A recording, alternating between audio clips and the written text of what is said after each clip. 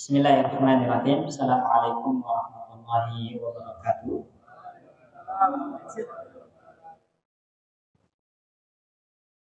Alhamdulillah.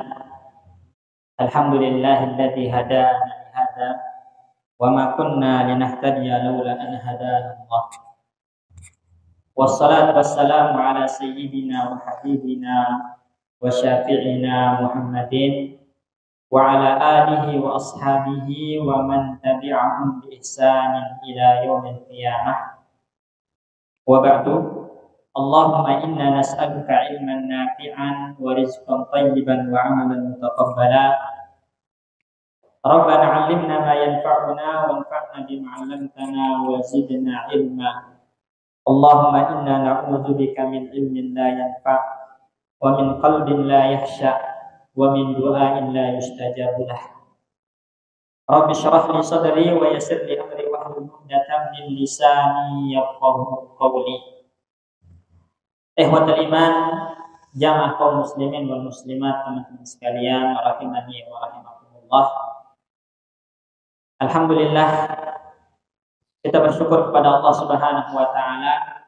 Kembali Allah Subhanahu wa taala memberikan kesempatan kepada kita untuk bersua, duduk bareng di majelis ilmu, mengkaji firman Allah Subhanahu wa taala, mengkaji hadis Rasulullah sallallahu alaihi wasallam.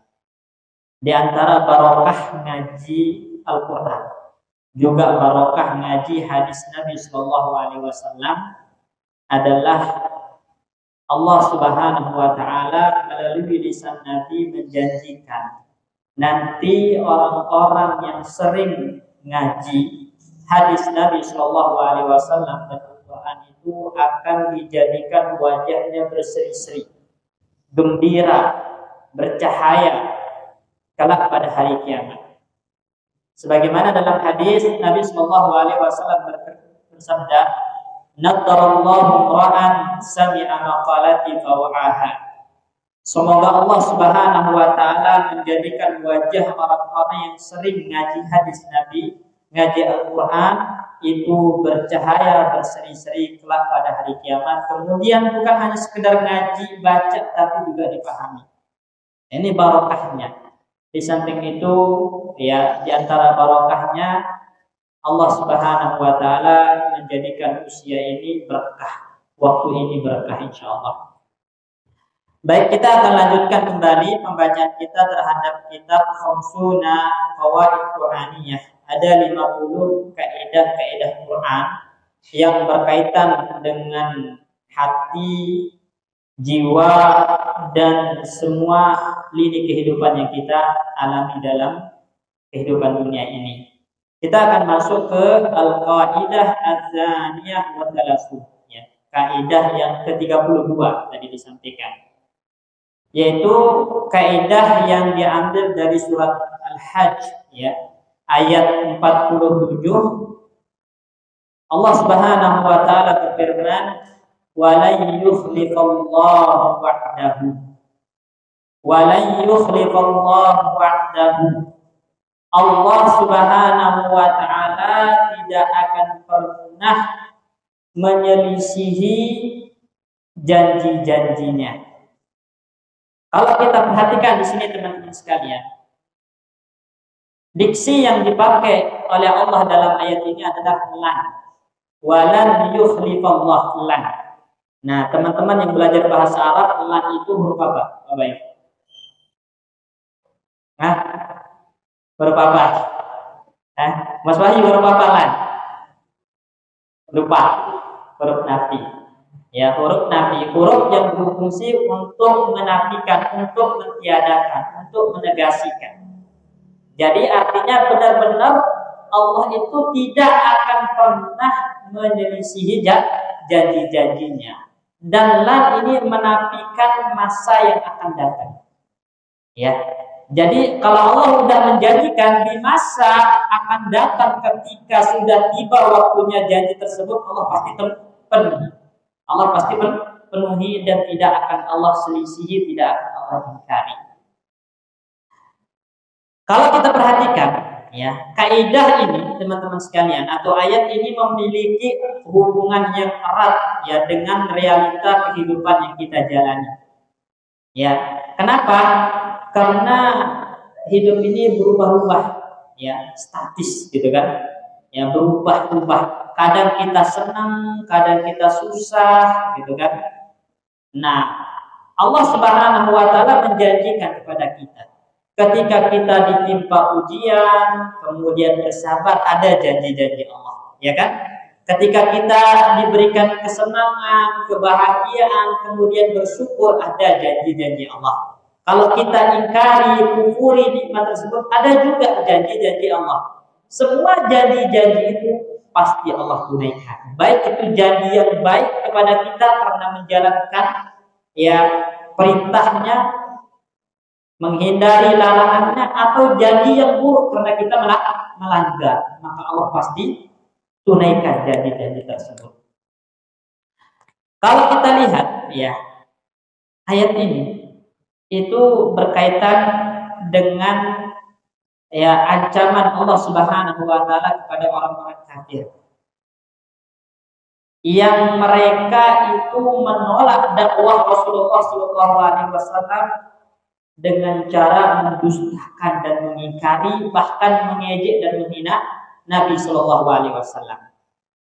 Maka Allah Subhanahu Wa Taala memberikan tasliyah. Tasliyah itu artinya seperti hiburan kepada Nabi Shallallahu Alaihi Wasallam. Bila kamu ditolak oleh umatmu, jangan bersedih wahai Muhammad. Karena nabi-nabi sebelum kamu juga banyak yang ditolak. Makanya ayatnya, yaitu di ayat 42 Allah berfirman, wa in yukadzibuka faqad kadzabat qablahum qaumun nuhin wa 'adun wa thamud wa qaumu ibrahim wa qaumu lutin wa ashabu madyana wa kudziba Musa fa amlaytu lil kafirin summa aghaztuhum fa kaifa kana nakir. Wahai Muhammad, in yukadzibuka, jika orang-orang kafir, orang-orang musyrik itu mendustakan apa yang kamu bawa, tidak beriman dengan apa yang kamu sampaikan, maka jangan bersedih. Ya, jangan bersedih. Jangan kecewa. Kenapa? Karena bukan kamu aja yang didustakan oleh umatnya. Faqad kudzibat qablahum. Ya, faqad kadzabat qablahum. Sebelumnya, ya, kaum Nuh mendustakan Nabi Nuh alaihissalam. Orang-orang Ad itu kaumnya siapa? Kaumnya Nabi Hud, mendustakan Nabi Hud. Samud itu kaumnya siapa? Nabi Saleh. Kaumnya Nabi Saleh, mendustakan Nabi Saleh. Jadi kalau di sini kenapa kaum Nuh disebutkan kaum Nuh, tapi ketika Ad dan Samud nggak disebutkan kaum? Kenapa? Karena memang Ad dan Samud itu sudah dikenal sebagai kaum yang mendustakan nabinya. Tidak ada yang mengimani nabinya, gitu kan? Sehingga tidak perlu disebutkan kaum, langsung disebutkan Ad, Samud. Nah, kalau Nuh ada yang beriman, ada yang kufur. Wa qaum Ibrahim, begitu pun kaumnya Ibrahim, kan ada yang beriman, ada yang kufur. Ya, kaumnya Lut sama, ada yang beriman, ada yang kufur. Ya. Wa ashabu Madyana. Ashabu Madyana itu siapa? Kaumnya Nabi Syuaib.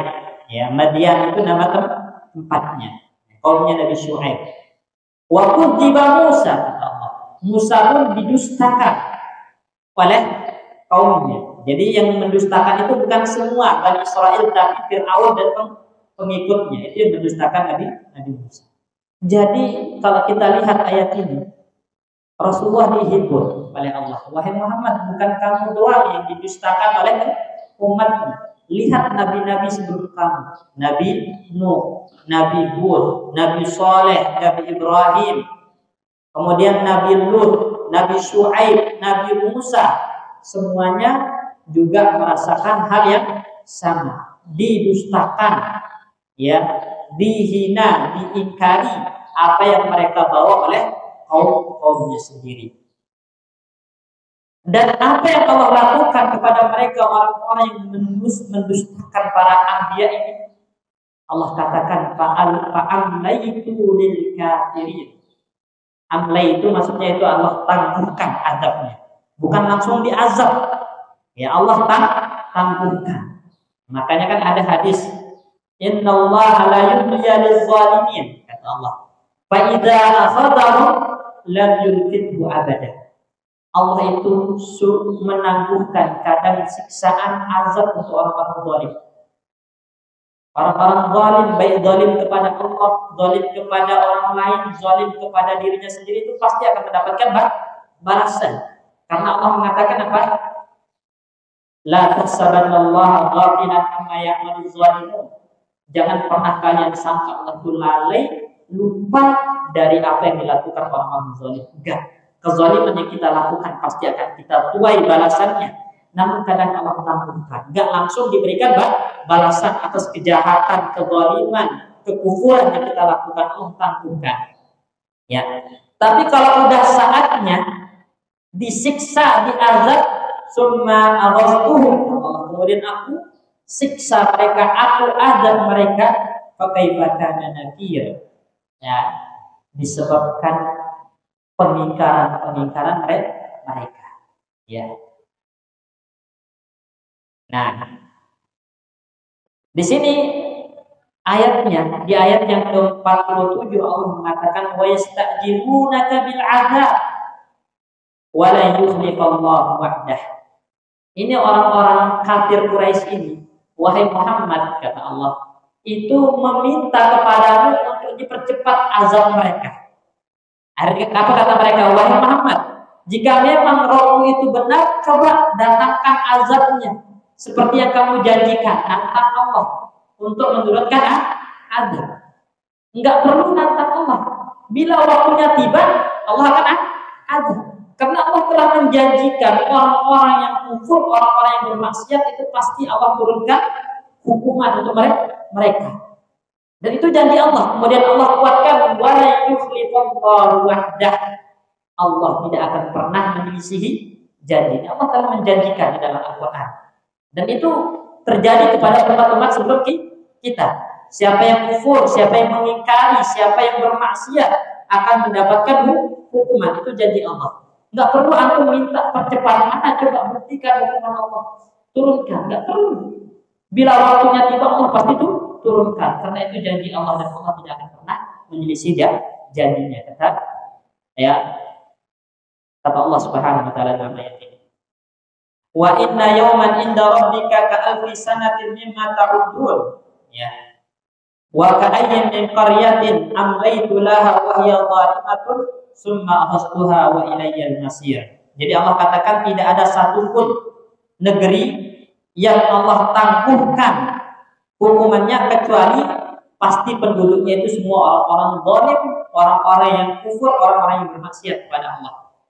Ya Allah pasti tangguhkan hukumannya, dan bila saatnya mereka dihukum ketika mereka tenggelam dalam kelalaian, maka tidak ada yang bisa menyelamatkan mereka dari hukuman Allah. Summa akhadtuha, kemudian aku hukum mereka, kata Allah, wa ilayya al-masir, dan kepadaku mereka akan kembali untuk dihisab, untuk mendapatkan hukuman akhirat.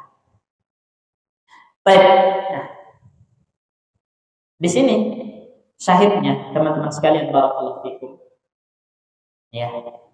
Allah Subhanahu wa taala ingin menyampaikan kepada kita bahwasannya ya kedurhakaan, kemaksiatan, kekufuran yang kita lakukan kepada Allah Subhanahu wa taala, bahkan mungkin ada di antara kita yang menghina, menistakan Rasulullah sallallahu alaihi wasallam, meremehkan syariat Islam, ya bahkan ada yang menantang untuk diturunkan hukuman pada saat itu. Maka kita sampaikan, janji Allah itu pasti terjadi. Tentu nggak perlu minta untuk dihukum, karena bila waktunya tiba, Allah pasti menurunkan hukuman.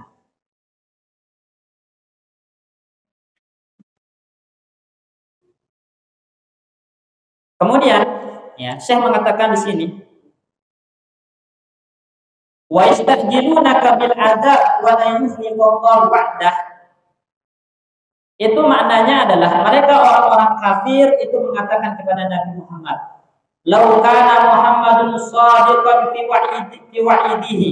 Yani, seandainya Muhammad itu benar dengan ancaman-ancamannya, la ujjila lana wa'iduhu. Kenapa tidak dipercepat aja ancaman-ancaman tersebut? Kalau memang benar, nggak usah ditunda-tunda. Maka di sini fakanu yas'alunahum ta'jil. Jadi orang-orang kafir Quraisy itu meminta untuk dipercepat azab mereka.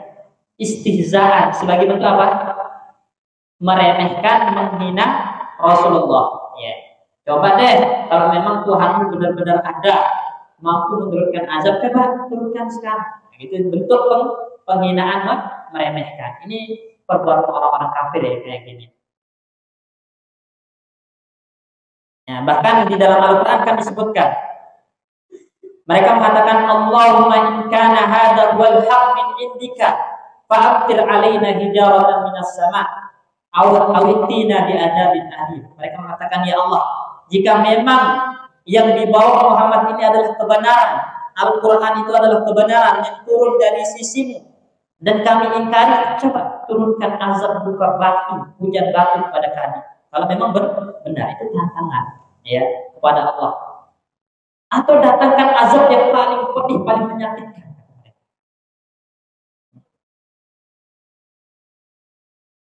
Kan juga kan di antara yang disampaikan oleh Rasulullah kepada para sahabat dulu, bahwasanya nanti akan tiba saatnya kaum muslimin membebaskan kota Mekah, ya kan?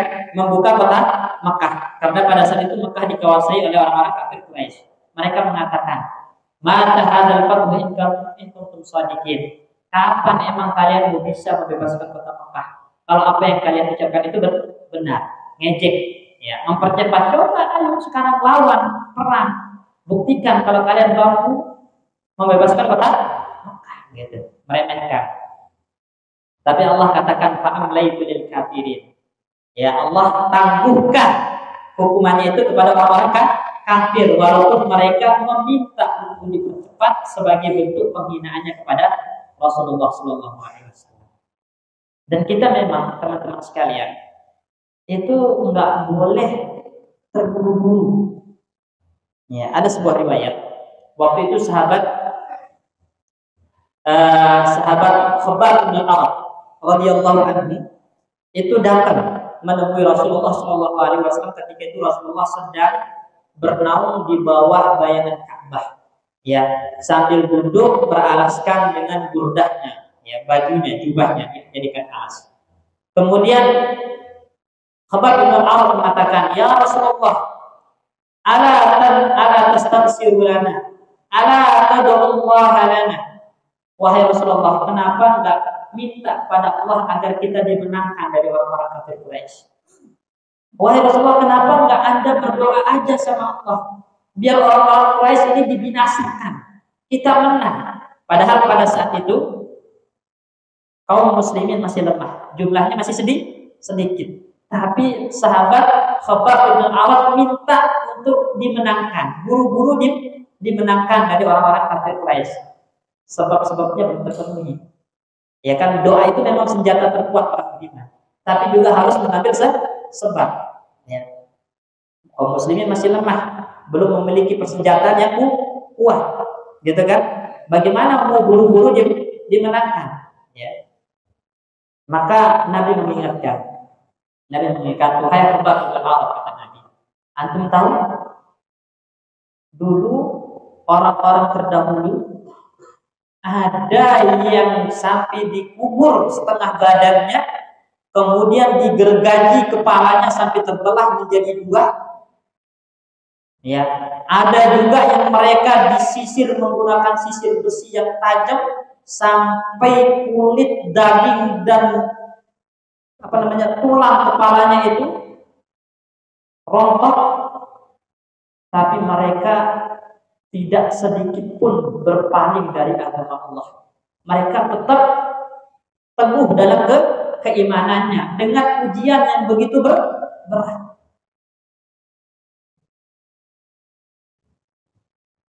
walakinnakum tastajilun, kata Nabi. Akan tetapi kalian ini minta buru-buru dimenangkan, nggak sabar dengan ujian. Karena memang pada saat itu kan orang-orang kafir Quraisy lagi di atas awan, lagi benar-benar kuat-kuatnya, berani-beraninya menyiksa dan mengganggu para sahabat. Ya, Rasulullah dulu hanya sekedar lisan, ya diejek dengan apa? Orang gila, tukang sihir, tukang merusak tali silaturahim antara keluarga. Itu kan sekedar lisan aja, karena pada saat itu masih ada Abu Thalib dan Khadijah yang pasang badan.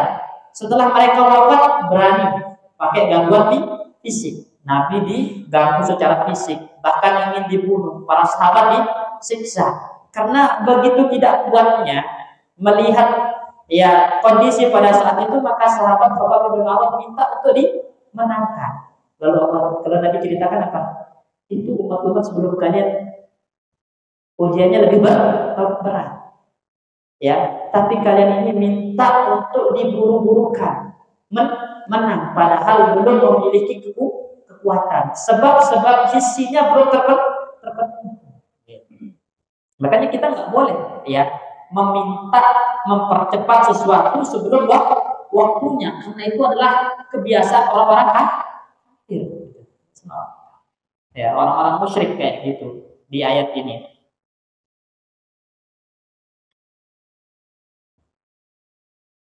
Baik. Kalau kita perhatikan, ya, ketika kita memahami dengan baik, teman-teman sekalian, barakallahu fikum, semua yang Allah janjikan kepada kita, baik itu janji yang baik maupun janji buruk dalam artian akan diberikan siksaan, azab, itu ya, itu pasti akan direalisasikan oleh Allah. Pasti akan terwujud. Tidak perlu aku minta dipercepat. Kalau sudah waktunya pasti Allah tepati janji tersebut. Misalnya kayak kita contohkan tadi, orang kalau lagi dapat kesulitan, ya itu Allah janjikan apa? Fa inna ma'al usri yusra. Inna ma'al usri yusra. Jadi kesulitan itu akan mendatangkan dua kemudahan yang berbeda. Itu janji kan? Janji. Kadang ketika kita ditimpa kesulitan, baru aja kesulitan itu turun, nggak kuat. Ya, nggak kuat. Padahal itu ujian kesabaran. Ya. Kalau kita sedikit aja bersabar, pada saatnya solusinya akan tiba. Itu janji Allah Subhanahu wa taala. Cuman kadang-kadang kita terburu-buru. Ya, karena nggak sabar mengeluh sana sini, gitu kan? Ya, terus akhirnya muncul ucapan-ucapan, tindakan-tindakan yang menunjukkan ketidakridhaan dengan takdir Allah, bahkan menuduh Allah tidak adil pada dirinya. Ya, kok cuma saya doang yang diuji seperti ini? Kok Allah nggak adil sama saya? Kan muncul ucapan-ucapan seperti ini, dan itu sangat berbahaya. Padahal kalau sedikit kita bersabar, menahan diri dari tindakan dan ucapan yang menunjukkan kita tidak ridho dengan takdir Allah, Allah pasti akan berikan solusi. Karena itu janji Allah, kesulitan akan mendatangkan dua kemudahan yang berbeda. Ya. Jadi kalau kita yakin bahwasanya Allah pasti menepati janjinya, itu akan mendatangkan sifat optimisme yang kuat dalam hati orang-orang beriman. Dan itu akan menambah keyakinan mereka ya bahwasanya dia di atas kebenaran, ya, dan ujian Allah Subhanahu wa taala itu semua untuk kemaslahatan, kebaikan, tidak ada yang Allah benar-benar menginginkan hambanya sengsara, itu enggak ada. Ya, makanya kan pernah kita baca kaidah asa at-taqwa syai'an wa huwa khairun lakum. Bisa jadi kalian tidak suka sesuatu, tapi Allah jadikan kebaikan yang besar di baliknya untuk kalian. Cuman lakinnakum tastajilun. Tapi kadang-kadang kita buru-buru.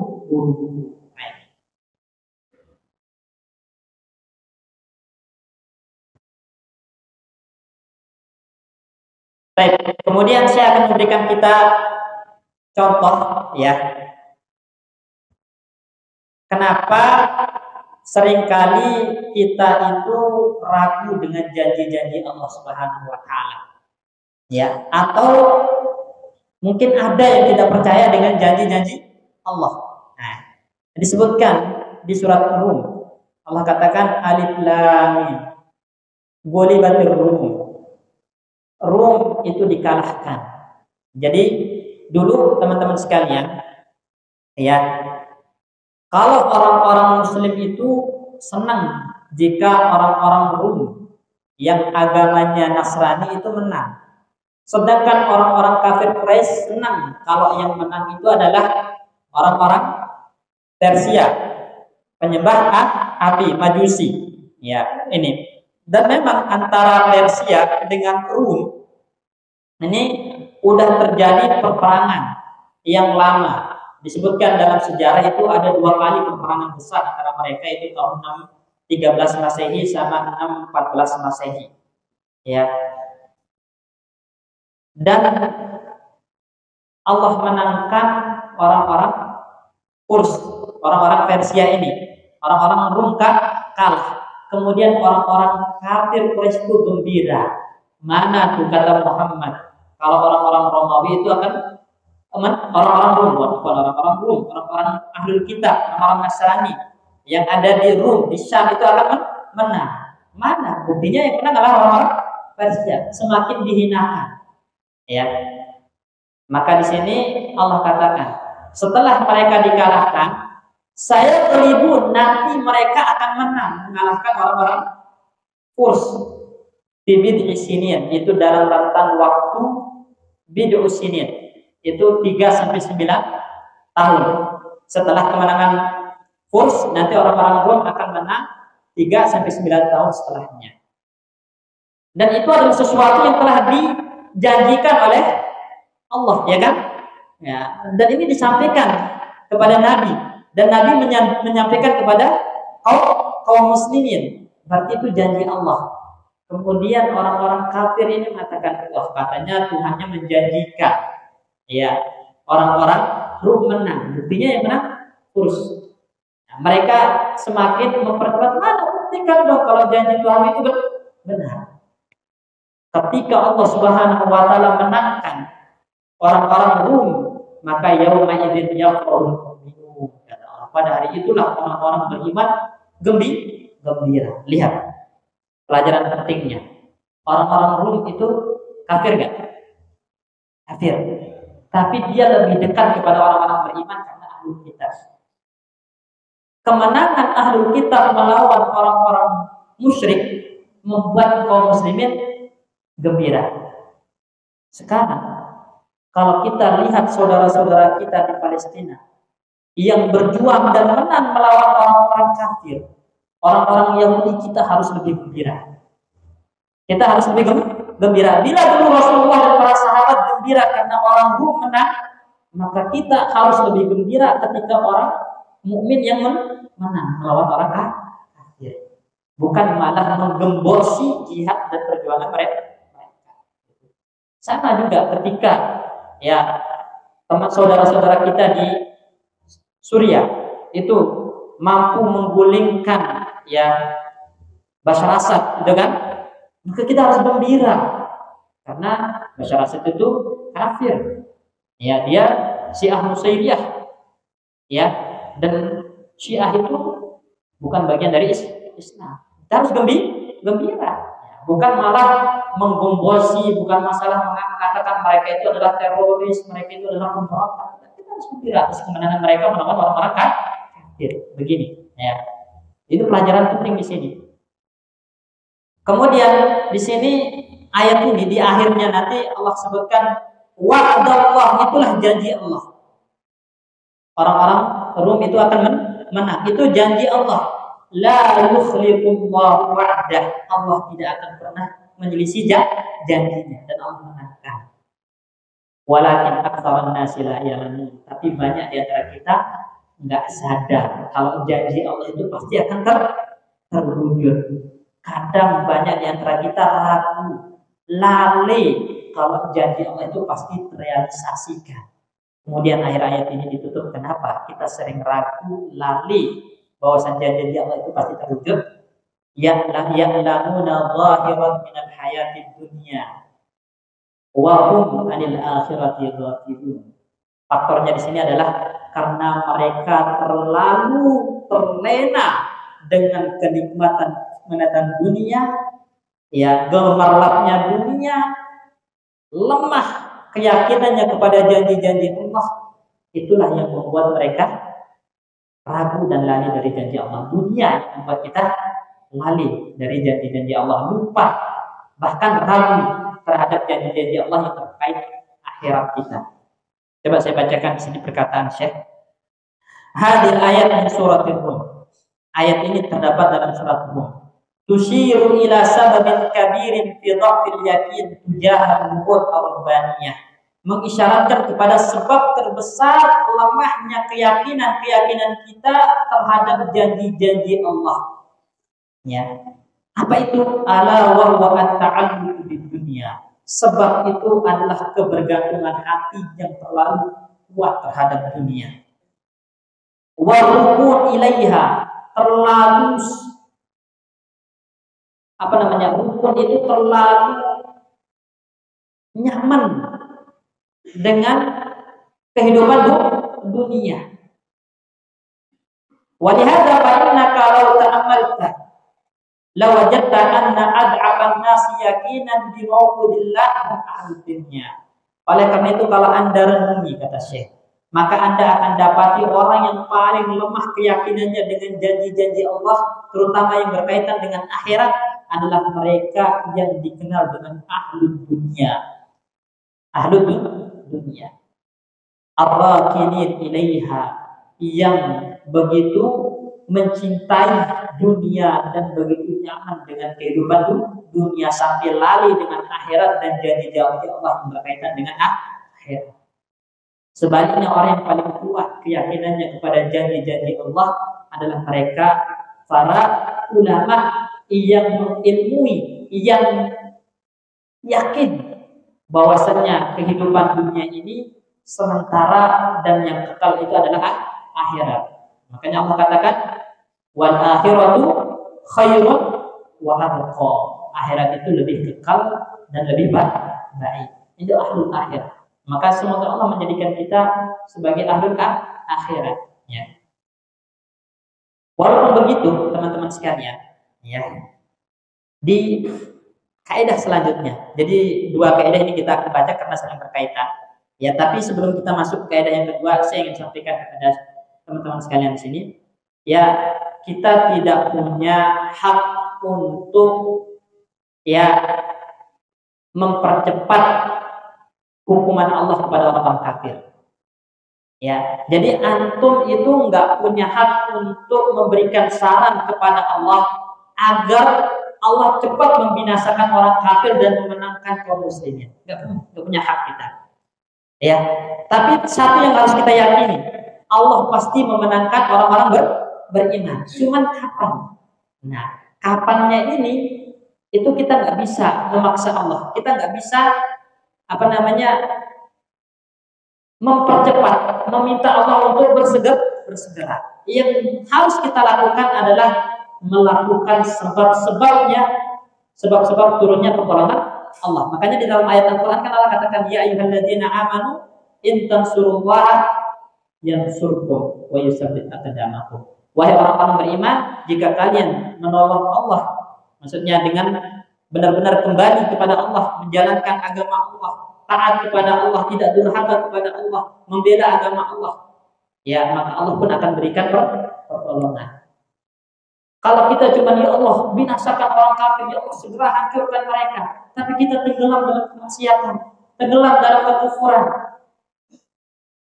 maka Allah tidak akan memenangkan kita. Bukankah di dalam hadis Nabi mengatakan, idza tabaya'tum bil 'inah, kalau kalian sudah jual beli dengan sistem riba, ya, itu merajalela sistem riba. Wa antum adnabal baqar, kalian itu pegang buntut sapi, itu dengan pertanian, lali dari akhirat. Wa taraktumul jihad, kalian meninggalkan jihad di jalan Allah karena sibuk dengan dunia, yang satu transaksi ya jual beli pakai sistem riba untuk meraup keuntungan dunia, tidak pandang halal haram lagi. Yang satu sibuk dengan urusan pertanian, semuanya dunia. Meninggalkan jihad di jalan Allah, bahkan mungkin dalam hatinya tidak pernah terbesit untuk berjihad di jalan Allah. Ya, coba kita jujur aja pada diri kita, pernah nggak terbesit pengen ikut berjuang, ya membela agama Allah, menolong sahabat-sahabat kita yang tertindas, ya, atau nyaman-nyaman aja dengan kondisi kita, itu kan urusan mereka, bukan urusan saya. Ya, nah itu menunjukkan kalau kita udah terlena dengan dunia, sampai-sampai hati ini nggak pernah terbesit ingin berjuang membela agama Allah. Padahal kan dalam hadis disebutkan orang yang tidak membisikkan dalam dirinya itu jihad, keinginan untuk berjihad di jalan Allah, maka dia mati dalam keadaan apa?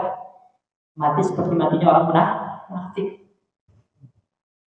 Karena kaum muslimin itu harus punya keinginan untuk berjihad. Sekarang tarakumul jihad, kata Nabi, kalian meninggalkan jihad. Sallallahu alaihi billah, Allah pasti menggunakan kalian di hadapan musuh-musuh kalian.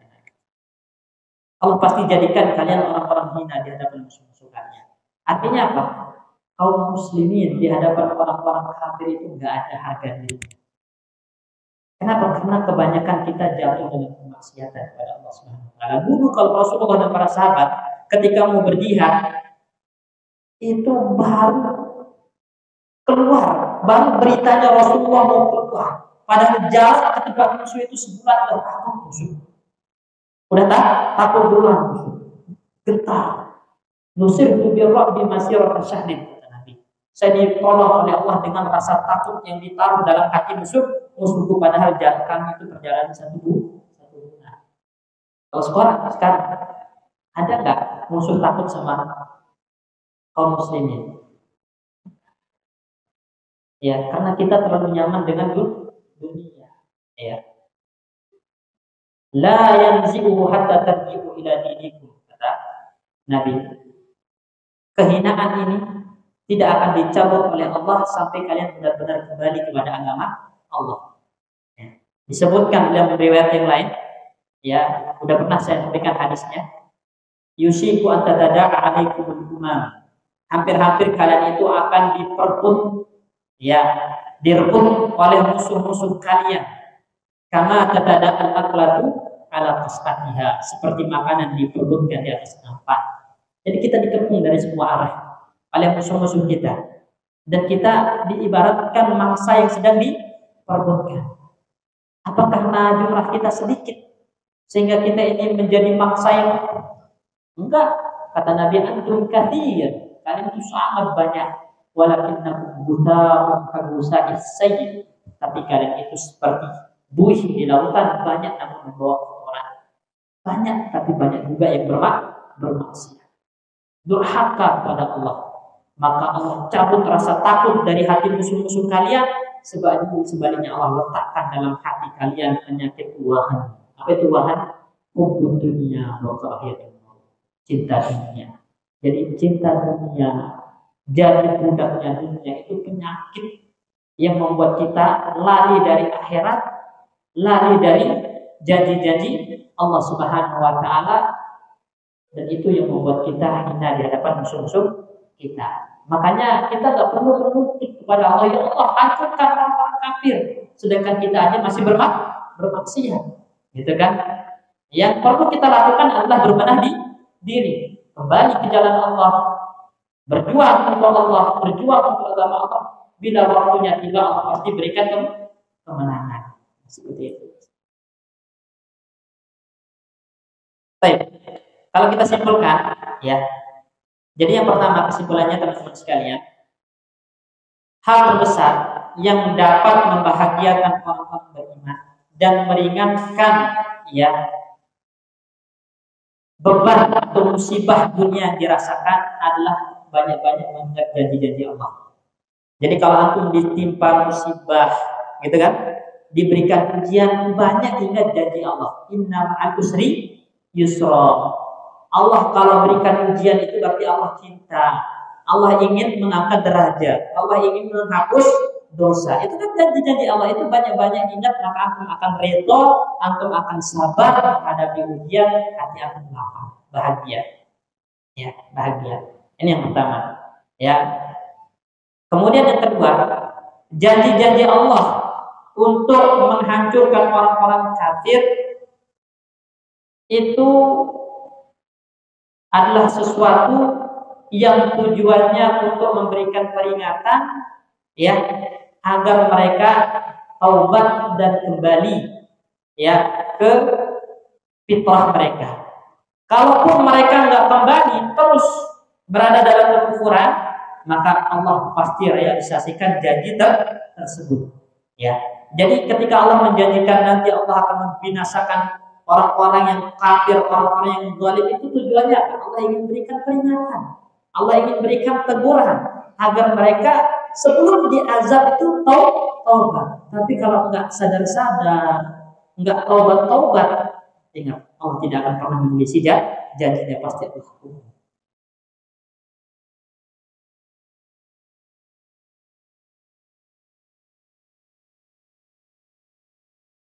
Kemudian jadikan janji-janji Allah yang kita baca di dalam Al-Quran maupun hadis Nabi itu sebagai cita-cita yang ingin kita capai, sekalian. Janji-janji Allah yang baik tentang surga, tentang kenikmatan, tentang keberkahan, tentang rahmat, itu adalah cita-cita yang ingin kita gapai. Dengan hal itu kita akan berusaha untuk memperbaiki amal kita supaya bisa meraih janji-janji Allah Subhanahu. Dan janji Allah yang paling besar itu apa? Man kana yarju liqa'a rabbih falyamal amalan shalihan wa la yusyrik bi ibadati rabbih ahad. Barang siapa yang ingin berjumpa dengan Allah, antum ingin berjumpa dengan Allah, melihat Allah langsung dengan mata kita, dan itu kenikmatan yang paling besar. Bahkan kalau antum sudah melihat Allah, lupa antum dengan nikmat surga yang lain. Ya kan? Nah, itu janji Allah. Nanti kita orang-orang beriman itu akan berjumpa dengan Allah, melihat Allah langsung. Itu kenikmatan yang paling besar. Ini janji Allah ini kita jadikan motivasi supaya semakin banyak beramal soleh. Makanya Allah katakan, man kana yarju liqa'a rabbih falyamal amalan sholihan. Hendaklah dia memperbanyak amal soleh. Gitu. Yang terakhir, lemahnya keyakinan seorang muslim dengan janji-janji Allah itu membuat mereka semakin berani untuk menyelisihi syariat, menyelisihi perintah, menerjang larangan dan berbuat zalim. Antum tahu kenapa orang bermaksiat? Antum tahu kenapa orang berbuat zalim? Karena mereka nggak yakin dengan janji-janji Allah yang mengatakan orang zalim akan diazab, orang bermaksiat akan diazab.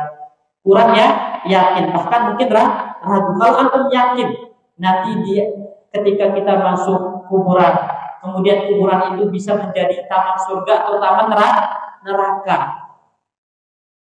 Kalau antum yakin, maka semua insya Allah tidak akan berani berbuat maksiat karena takut kuburannya jadi taman neraka. Nah, hidup di dunia ini terlalu pendek dibandingkan dengan penantian di alam kubur. Kita hidup di dunia berapa tahun sih? Antara 60 sampai 70 tahun. Antum di alam kubur nanti menanti dibangkitkan bisa beratus-ratus, beribu-ribu tahun, sedangkan kuburannya jadi taman neraka.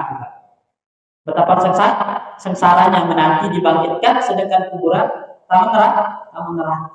Gelap gulita, bertemankan amalan-amalan buruk yang baunya sangat busuk. Ini janji Allah seperti itu. Itu kalau kita yakin nggak akan berani untuk bermaksiat, berbuat zalim, gitu kan? Cuma kadang-kadang kita lali, kita lupa, lemah keyakinan kita dengan janji Allah. Makanya lemahnya keyakinan seorang muslim dengan janji-janji Allah itu membuat dia berani untuk bermaksiat, menentang, melanggar, bahkan berbuat zalim kepada saudaranya sendiri. Ya, Allah.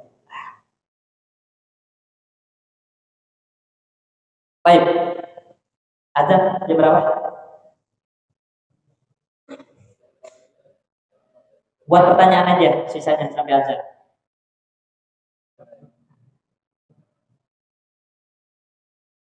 Ayo, Bapak, kalau pertanyaan langsung ke tangan, nggak perlu ditulis. Silakan.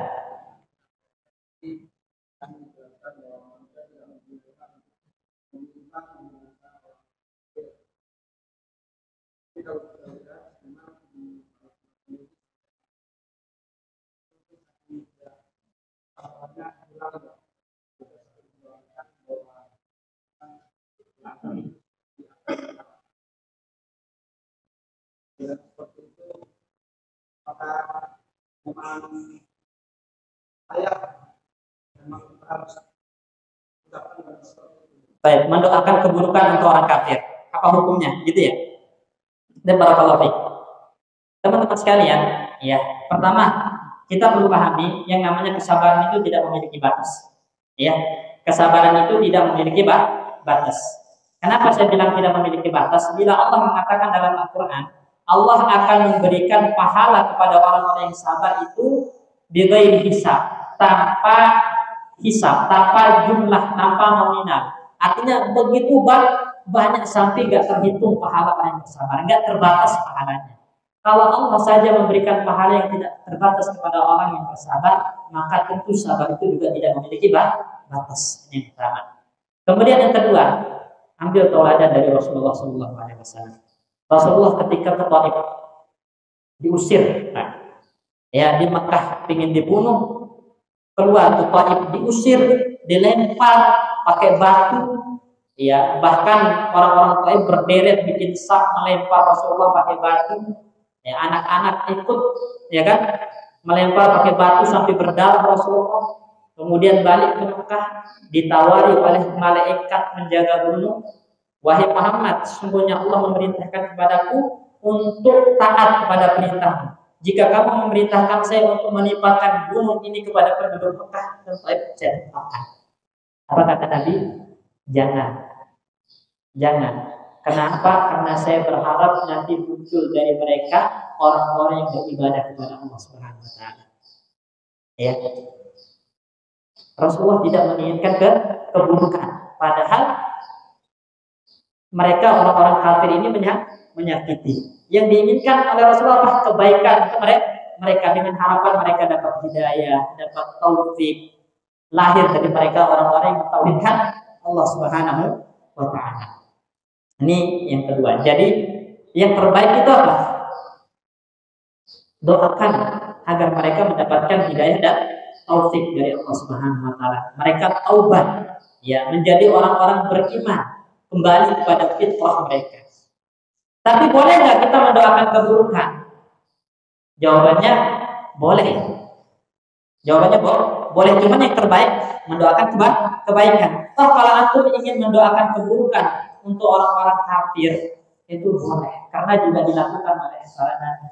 Contohnya Nabi Nuh mengatakan, "Rabbi la taj'al 'alal ardi dayyara lil kafirina dayyara." Ya Allah, jangan jadikan ada tempat lagi untuk orang-orang kafir di atas muka bumi ini. Binasakan orang kafir.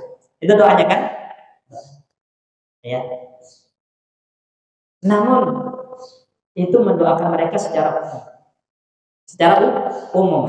Kalau secara personal, individu, ya Allah, hancurkan fulan yang kafir, fulan yang kafir, fulan yang kafir. Boleh nggak? Ada khilaf di kalangan para ulama. Ada yang mengatakan boleh berdasarkan hadis Nabi pernah melaknat orang-orang tertentu dari kalangan orang-orang kafir. Dan itu mendoakan keburukan kan? Tapi yang lebih kuat adalah tidak boleh. Kenapa? Karena antum nggak tahu bagaimana akhir hayat orang tersebut. Bisa jadi dia akhir hayatnya beriman kepada Allah Subhanahu wa taala. Sehingga individu itu tidak boleh didoakan keburukan. Walaupun dia orang kafir, karena kita tidak tahu bagaimana akhir hayatnya. Bisa jadi dia beriman kepada Allah Subhanahu wa taala. Seperti itu. Ya. Maka yang terbaik adalah mendoakan kebaikan. Wallahu. Ada lagi? Saya mau nanya Ustaz, tapi dua tema. Siap. Apakah ada keistimewaan bagi orang yang meninggal dari Islam? Baik. Barakallahu fiik. Nah, ya. Nah, teman-teman sekalian, ya.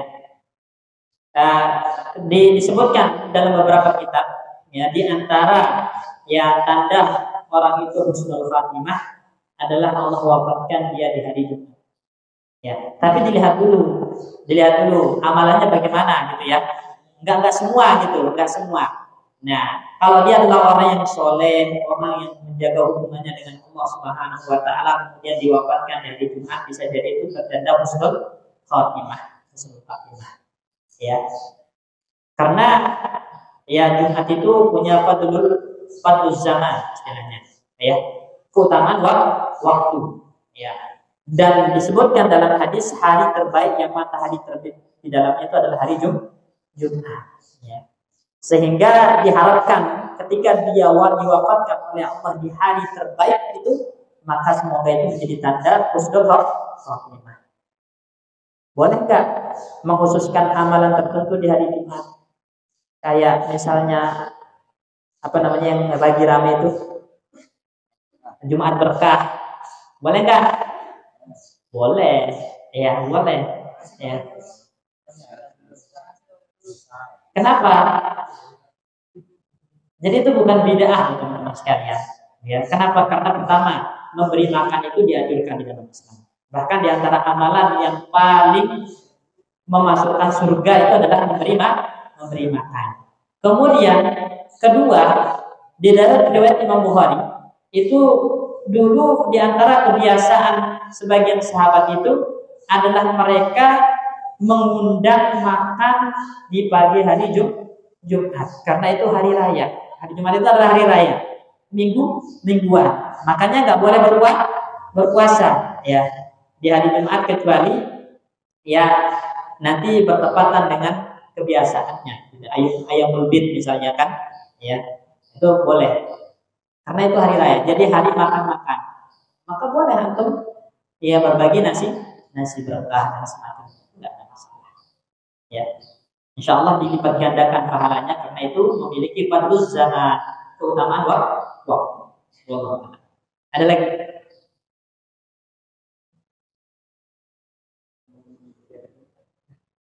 Enggak ada ya? Baik. Ya, kita persiapan untuk sholat maghrib. Barakallahu fikum. Jazakumullah khairan ala husni istimaikum. Kita tutup dengan doa. Bismillah. Assalamualaikum warahmatullahi wabarakatuh.